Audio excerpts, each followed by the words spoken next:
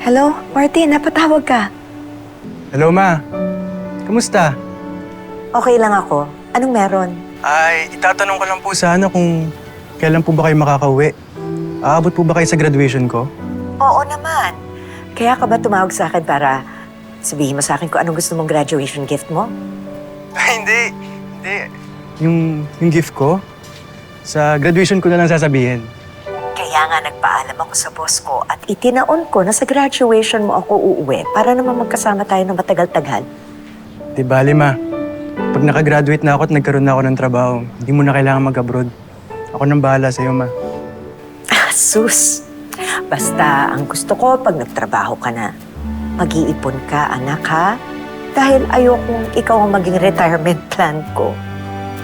Wala yun, Ma. Akong bahala sa inyo ni Lola. O siya, ikamusta mo ako kay Nanay Kite, ha? Okay ba? Sige, Nay. Love you, Ma. I love you too, anak.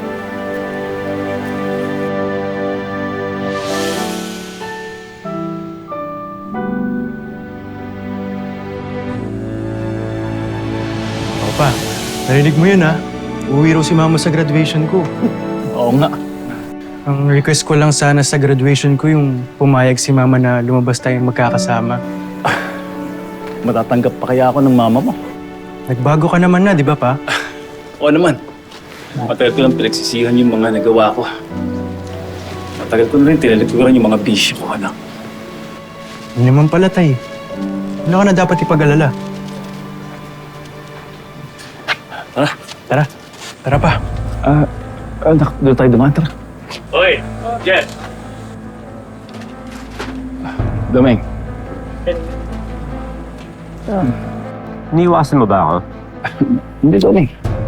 Hindi ako ng gulo, Domeng. Kasama ko yung anak ko eh. Mga ganyan, para kang others, ha? Eh, dami natin pinagsamahan, eh. Tito Domeng, classmate ng tatay mo sa criminology.